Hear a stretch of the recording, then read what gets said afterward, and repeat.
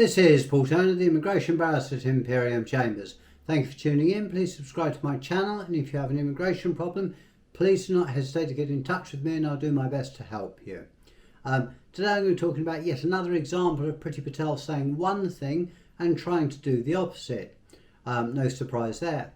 This time she is targeting, sadly, mainly women and children. I'm not talking about a few people here, but up to some 17,000 who could be prevented from reuniting with their refugees or family members who are refugees in the United Kingdom under the new rules that the Home Office wants to introduce. This flies, in my view, in the face of what the government and Priti Patel in particular says about wanting to encourage safe routes for refugees to enter the United Kingdom. The reason for this is that it's generally men that flee countries that have either fallen apart or where there's conflict or where there are human rights abuses, and they're the ones that often have to make the long and very dangerous journeys to the United Kingdom. All you need to do is watch the news for the dangerous the boats and the sad drownings. At present, the law is that those granted refugee status and a large portion of those arriving by small boats are likely to be recognised as refugees, then they can safely and legally bring their family to the United Kingdom under the current family reunion policy. All good so far. However, the new law currently being debated in the House of Lords will severely restrict family reunion and all but destroy the safe route used by family members to reunite with loved ones who are in the United Kingdom as refugees. What's the reason for this? Well, the reason is that the new government's new plan for immigration, which is a dreadful name if you ask me, aims to restrict family reunion rights for refugees who travelled through a safe third country before reaching the United Kingdom. And obviously, given the UK's place, people do generally have to travel through safe third countries. This, of course, will apply to the thousands of people who have travelled to the United Kingdom in small boats, something which is popular to show on TV. So, on the one hand, Priti Patel talks tough about breaking the business model of smugglers who bring refugees to the United Kingdom, advocating safe and legal routes to the United Kingdom instead. The only way the families can reunite under the new proposed rule is to therefore use the very people smugglers that she wants to stamp out. This is because people under the new rules who arrive illegally won't have the same rights. This will plainly discriminate against women and children, as the government data shows that over the last 5 years, of the 29,000 people who have used the family reunion route, over 90% of them were women and children.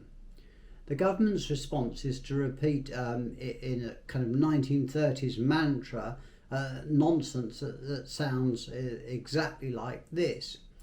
Our new plan for immigration will fix the broken immigration system so that it is fair but firm, helping those in genuine need through safe and legal routes while stopping those who abuse the system. Family reunion will continue to play an important part in our immigration system. Well, this sounds all well and good, but in reality it's very different, because the new plan for immigration will create a two-tier refugee system. Those who arrive legally under the safe and legal routes that all but do not exist, and of which there are no plans to introduce, and those who arrive illegally, which is the majority of people.